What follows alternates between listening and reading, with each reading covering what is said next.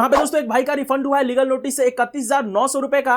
MSI का जो gaming का था उसका हुआ है रिफंड। उसके बाद दोस्तों यहाँ पे एक और रिफंड हुआ है 78,740 रुपए का, जिसमें इनको मिसिंग प्रोडक्ट मिला था दूसरे भाई का। और यहाँ पे जो प्रोडक्ट है वो है एप्पल आईफोन 14 प्रो, जिसका सेलर है अपीरियो सेलर। यहाँ पे एक भाई का रिफंड हुआ है 34,500 का, जिसका प्रोडक्ट का नाम है सैमसंग गैलेक्सी नोट 8 और इनको रॉन्ग प्रोडक्ट मिला था। यहाँ पे बहुत सारे मेरे पास रिफंड आए हैं, बहुत सारे। यहाँ पे एक भाई का रिफंड हुआ है 49,999 रुपए का, जो कि वन प्लस का 10T 5G था, ये भी लीगल नोटिस से हुआ है। यहाँ पे एक और भाई है जिनका रिफंड हुआ है 46,540 रुपए का, एप्पल वॉच सीरीज 8 का, ये भी इनको रॉन्ग प्रोडक्ट मिला था, अपीरियो सेलर था, इनका लीगल नोटिस से रिफंड हुआ है। यहाँ पे एक और भाई का रिफंड हुआ है 80,999 रुपए का, ये भी जो है एप्पल आईफोन 14 प्लस 128 GB का है, इनको जो है रॉन्ग प्रोडक्ट मिला था। उसके बाद इन्होंने रिटर्न कर दिया था, लेकिन रिटर्न के बाद रिफंड नहीं मिला, तो इन्होंने मेरे को कॉन्टेक्ट किया, मैंने इनका लीगल नोटिस बनवाया और 1 महीने के अंदर में इनका रिफंड आया। इनका व्हाट्सएप पे चैट भी है जो कि मैं यहाँ पे लगा देता हूं। तो यहाँ पे बहुत सारे लोगों के माइंड में ये कंफ्यूजन चल रहा है कि लीगल नोटिस से रिफंड नहीं होता, और बहुत सारे आप फेक वीडियो देख रहे होंगे जिसमें बोला जा रहा है कि लीगल नोटिस से रिफंड नहीं होता, आप हाथ पे हाथ धरे बैठ जाओ तो आपका रिफंड हो जाएगा। आप गवर्नमेंट की वेबसाइट पे जाके अपना माथा पेची करो तो वहां से रिफंड हो जाएगा। अगर ऐसा होना होता ना तो सबका रिफंड हो गया होता। अगर गवर्नमेंट का ई दाखिल वेबसाइट या फिर NCS नेशनल कंज्यूमर हेल्पलाइन से अगर रिफंड होना होता ना तो मेरे पास दिन भर में 100 मैसेज नहीं आते कि भैया वहां भी हम कंप्लेन करके 3-4 महीने वेस्ट कर चुके हैं, फिर भी हमारा रिफंड नहीं हो रहा। तो लीगल नोटिस काम करता है, कैसे काम करता है, क्या प्राइसेस होते हैं, वो सब मैं आज इस वीडियो में क्लियर करने वाला हूं, ताकि आपका कंफ्यूजन दूर हो जाए और आप जो भी फेक तरह का वीडियो देख रहे हो ना उससे बच सको कि भैया लीगल नोटिस से रिफंड नहीं होता। ये जो बहुत सारे महानुभाव जिनको घंटा नॉलेज नहीं है वो लोग अगर इस तरीके की बातें बोल रहे हैं ना, क्योंकि देखो वो लोग कभी कोर्ट में काम नहीं किए, किसी वकील से उनका टाई अप नहीं है, तो कैसे उनको पता होगा कि हाँ लीगल नोटिस से रिफंड होता है कि नहीं होता। लीगल नोटिस, सबसे पहले समझ लो लीगल नोटिस होता क्या है।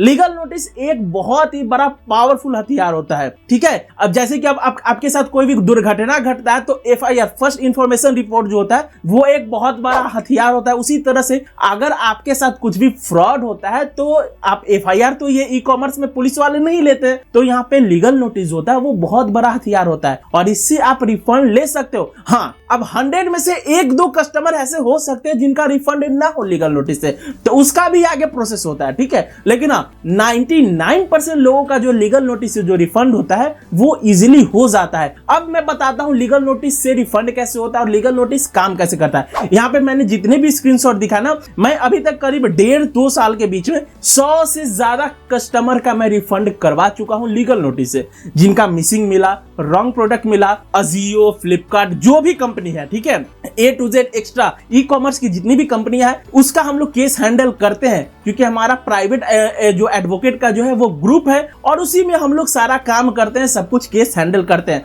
अब यहाँ पे मैं एक और चीज आपको बता देना चाहूंगा। आप में से बहुत सारे लोग सोचते होंगे भैया हम आपसे क्यों करवाएं, मार्केट में तो बहुत सारे वकील हैं उनसे हम करवा लेते हैं। हर वकील हर चीज के लिए नहीं होता है। अगर मान लो जो क्रिमिनल का वकील है उसको आप बोलो कि ई-कॉमर्स का केस देखो तो वो नहीं हैंडल कर पाएगा, क्योंकि हर चीज की पढ़ाई अलग होती है। अब अगर डॉक्टर में हम बात करें तो डेंटिस्ट अलग होता है, सर्जरी का अलग होता है, कार्डियोलॉजिस्ट अलग होता है, तो हर लोगों का हर वकील होता है। हाँ, अगर आपको कोई ई-कॉमर्स हैंडल करने वाला वकील अगर मार्केट में मिल जाए जो कि आपको एश्योरिटी दे, हम लोग भाई 99% एश्योरिटी देते हैं कि आपका रिफंड हो जाएगा।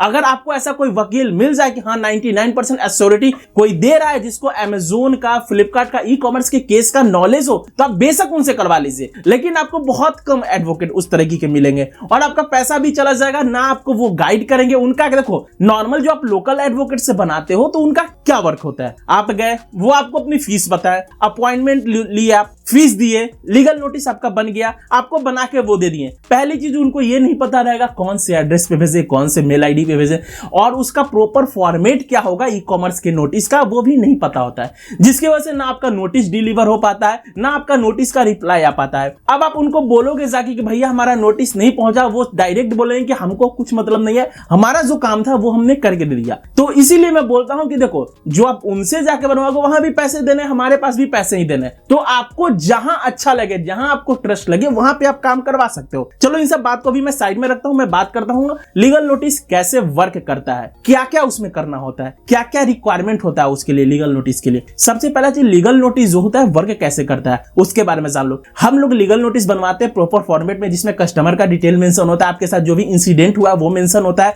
अगर उन्होंने कब रिफंड डिनाई किया वो सब डेट उसमें मेंशन होता है, A to Z चीज उसमें मेंशन होता है। उसके बाद वो अमेज़न के जो हेडक्वार्टर्स होता है, जो कि 2 जगह है, मुंबई और बैंगलोर, दोनों से एक जगह भेजा जाता है, एक सेलर को भेजा जाता है और 2 जगह मेल भेजा जाता है। अब आप जैसे ही मेल करते हो, लीगल नोटिस को अटैच करके आप मेल एंड कुरियर करोगे, 24 to 48 आवर में आपको लीगल नोटिस एक्सेप्ट होने का मेल आपके रजिस्टर्ड मेल आईडी पे आएगा विथ केस आईडी। कुछ लोगों को केस आईडी नहीं मिलता तो घबराने की जरूरत नहीं है, कुछ लोगों को केस आईडी मिलता है तो घबराने की जरूरत नहीं है। लेकिन जो आपका नोटिस एक्सेप्ट का जो मेल आ गया तो समझ लो कि आपका नोटिस एक्सेप्ट हो गया। उसके बाद 30 to 35 डेज का टाइम लगता है पूरा इन्वेस्टिगेशन होने में।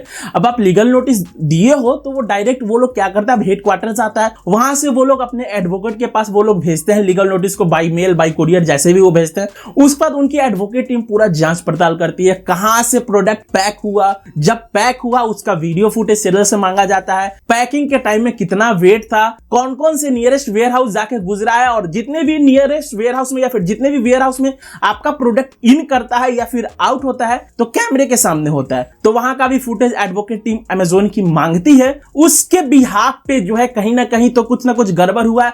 अब मान लीजिए आपके नियरेस्ट वेयर हाउस तक प्रोडक्ट सही पहुंचा है, एकदम सब कुछ सही पहुंचा है, और प्रोडक्ट निकलने के बाद अगर आपका गायब हो जाता तो ऑब्वियसली डिलीवरी बॉय ने किया तो डिलीवरी बॉय यानी कि कुरियर जो कंपनी होता है उस पे पर्चा जो है फटता है और उसको जो है पैसा देना होता है।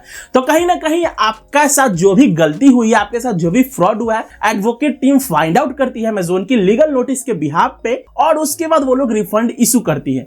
अभी देखो जैसे कि मैंने बताया, एक भाई का जो है जो पिकअप हो गया था और रिफंड नहीं हो रहा था 80,999 का, उनका हमने प्रॉपर, आप देख लो, उनका मैंने लीगल नोटिस बनवाया था और उनका रिफंड हुआ। ठीक है, क्रेडिट कार्ड से उन्होंने पेमेंट किया था तो रिफंड का मेल में सैटरडे को आया था और करीब 7 दिन का बैंकिंग टाइम लगता है, उसके बीच में जो है रिफंड आता है। अब यहाँ पे जो है इस तरीके से लीगल नोटिस वर्क करता है। अब आप लोग का क्वेश्चन होगा, अगर मान लीजिए भैया, चलिए अगर लीगल नोटिस भेजने के 30 डेज के बाद भी अगर रिफंड नहीं आता है तो क्या किया जाए। देखो, अगर लीगल नोटिस आप भेजते हो और 30 डेज के बाद या फिर 30 डेज के अंदर में अगर उनका रिफंड नहीं आता है या फिर कोई रिप्लाई नहीं आता है तो आप अपना जो भी लीगल एक्शन है वो उन पे ले सकते हैं। डायरेक्ट आप किसी भी कंपनी पे लीगल एक्शन नहीं ले सकते हैं। अगर आपको किसी भी कंपनी पे लीगल एक्शन लेना है तो सबसे पहले उनको लीगल नोटिस भेज के उनको अल्टीमेटम टाइम देना होता है, इतने दिन के अंदर में या मेरा रिफंड करिए या इस प्रोसेस को क्लोज करिए या फिर जो भी हमारा जो है वो हमें रिफंड करिए, नहीं तो हम आपके ऊपर कार्रवाई करेंगे। तो मोस्ट ऑफ द 99, मैं फिर से बोल रहा हूं, 99% ऐसे, अगर 100 में लीगल नोटिस फाइल करता हूं तो 99% लोगों का जो रिफंड है वो इजीली लीगल नोटिस से ही हो जाता है। और अगर मान लीजिए लीगल नोटिस से एक आध कस्टमर का नहीं आता तो आप पिटीशन आपको फाइल करना होता है, पिटीशन में तो 100% रिफंड आना ही आना है। तो ये कुछ इस तरीके से लीगल नोटिस काम करता है। अब आप लोग बहुत सारे लोगों के बहकावे में आओगे कि लीगल नोटिस काम नहीं करता, ई दाखिल पे कंप्लेन करो। अगर आपके पास 5-6 महीना है सिर्फ टाइम वेस्ट करने के लिए तो आप ई दाखिल पे जाइए, वहां पे कंप्लेन करिए, वहां भी पैसे लगने हैं, वहां भी आपको एफिडेविट बना के डालना पड़ेगा। तो पैसे हर जगह लगने, क्योंकि कोर्ट का प्रोसेस होगा तो पैसे हर जगह लगने। लेकिन हाँ, एक जगह है कि आपको कोई गाइड करने वाला नहीं मिलेगा और एक जगह है कि हम लोग आपको पूरा गाइड करेंगे, कैसे मेल करना है, मेल में क्या लिखना है, वो सब हम लोग फॉर्मेट प्रोवाइड करते हैं। तो ये बेनिफिट होता है एक एक्सपीरियंस आदमी से करवाने का कोई भी काम और एक अनएक्सपीरियंस आदमी से करवाने का कोई काम। नहीं तो आप खुद भी जाइए, मैं ये नहीं बोलता आप हमसे करवाइए, आप खुद भी कोर्ट जाइए, वहां भी आप जाइए, वकील से मिलिए, अगर कोई वकील अगर मिल जाते तो आप उनसे करवा लीजिए। पेमेंट सब जगह उतना ही लगना। आप पेमेंट कैसे लगता है वो मैं पेमेंट का क्या होता है वो मैं बता देता हूं। अगर कोई प्रोडक्ट 5,000 से 10,000 के बीच में है तो उसमें 999 रुपीज लीगल नोटिस का चार्ज लगता है। 10,000 से 15,000 के बीच में है तो 1,500 रुपीज लीगल नोटिस का चार्ज लगता है। और अगर 15,000 से 20,000 के बीच में है तो आपको 2,241 रुपए लीगल नोटिस का चार्ज लगता है। और अगर 30,000 से लेके अगर 1 लाख के अंदर में है तो 2,999 प्लस 18% जीएसटी लीगल नोटिस का चार्ज लगता है। जितना भी मैंने अमाउंट बताया उसमें आपको 18% जीएसटी एक्स्ट्रा देना पड़ता है, क्योंकि आपको प्रॉपर बिल मिलता है। जो आप पेमेंट करते हो उसका एडवोकेट का जो पेमेंट स्लिप होता है वो मिलता है, क्योंकि हम लोग सारा जो काम करते हैं ट्रांसपेरेंसी के साथ करते हैं, कुछ भी हिडन करके नहीं कि हाँ ये छुपा लिया वो छुपा लिया। और एक चीज मैं और आपको बता दूं, ये बहुत सारे लोग के पास मेरे पास ये क्वेश्चन आता है कि भैया आपने चलो 500 ले लिए या फिर आप 1000 लीगल नोटिस का ले लिए, उसके बाद क्या फिर से आप बोलोगे पैसा पे करने के लिए? तो साफ साफ मैं वीडियो में बता देता हूं, हमारे पास कोई भी हिडन चार्ज नहीं होता है, जो होता है आपको बता दिया जाता है। और हाँ, यहां पे मैं फिर से बता देना चाहता हूं, अगर आपको लीगल नोटिस भेजना हो तो वेट मत करिए, जितना जल्दी हो आप कर लीजिए। अब आप सोचिएगा 5-6 महीना बिता के हम भेजेंगे तो भाई चांसेस बहुत कम रहेंगे रिफंड के, क्योंकि उनकी एडवोकेट टीम भी सोचती है कि भैया इतना दिन से ये बंदा कर क्या रहा था, 6 महीने के बाद इसको याद आया कि लीगल नोटिस भेजना है। तो देखो मैंने यहाँ पे बहुत सारे रिफंड प्रूफ भी दिखा दिए, तो और मुझे अपने आप को साबित ज्यादा नहीं करना है, जिनको ट्रस्ट हो भैया वो करवा सकते हैं। लीगल नोटिस अगर हमारे थ्रू बनवाना तो इंस्टाग्राम आईडी टेक सपोर्ट आशीष है, ब्लू टिक वाला आईडी मिलेगा, वहां पे जाइए मुझे मैसेज करिए। और प्लीज मैं रिक्वेस्ट करता हूं जेन्युइन कस्टमर मैसेज करें, क्योंकि मेरे पास बहुत सारे ऐसे कस्टमर का मेल आता है कि भैया मुझे आप रिफंड ट्रिक बता दीजिए, कैसे रिफंड करना, मुझे सही प्रोडक्ट मिला फिर भी मेरे को रिफंड चाहिए तो कैसे। तो भैया उन लोगों के लिए मैं दूर से नमस्ते। हाँ, जिनके साथ गलत हुआ है प्लीज आप मुझे कमेंट बॉक्स में कमेंट करके बताएं, और आप मेरे को इंस्टाग्राम पे फॉलो करिए, टेक सपोर्ट आशीष इंस्टाग्राम आईडी है, वहां पे अपना कंसर्न बताइए, बिल भेजिए, और आपको मैं बताऊंगा कैसे लीगल नोटिस भेजना। अगर लीगल नोटिस भेजने से अगर रिफंड होगा तभी मैं बताऊंगा, नहीं होगा तो मैं फालतू का पैसा खर्च करवाने वाला आदमी नहीं हूं। अगर आप 10 महीने बाद या फिर अगर आपका अकाउंट ब्लॉक हो गया, अगर अकाउंट ब्लॉक भी हो गया फिर भी आपका रिफंड हो सकता है लीगल नोटिस से, लेकिन पहले मैं बिल देखूंगा उसके बाद ही मैं बता पाऊंगा, क्योंकि सेलर पे भी डिपेंड करता है कौन सेलर दे सकता है रिफंड, कौन सेलर नहीं दे सकता है रिफंड। तो आई होप आपको समझ में आ गया होगा, पूरी क्लियरिटी मिल गई होगी कि लीगल नोटिस से रिफंड होता है, बस आपका एडवोकेट अच्छा होना चाहिए, एडवोकेट के पास एक्सपीरियंस होना चाहिए, और जो लीगल नोटिस का फॉर्मेट है वो सही तरीके का फॉर्मेट होना चाहिए। बाकी ज्यादा कुछ नहीं। आई होप आप सभी लोग समझदार हैं, ऐसा कोई नहीं है कि जो यहाँ पे किसी को कोई बातें समझ में नहीं आ रही होगी। अगर हमसे लीगल नोटिस बनवाना हो या फिर कुछ भी क्वेरी हो इंस्टाग्राम पे कांटेक्ट कर लीजिए। फिर से मैं बताता हूं, टेक सपोर्ट इंस्टाग्राम आईडी है, और या फिर मेरे वेबसाइट solutionblogging.com पे जाकर वहां पे आप पढ़ सकते हैं मेरा आर्टिकल। मिलते हैं अगले वीडियो में, तब तक के लिए जय हिंद, वंदे मातरम, धन्यवाद।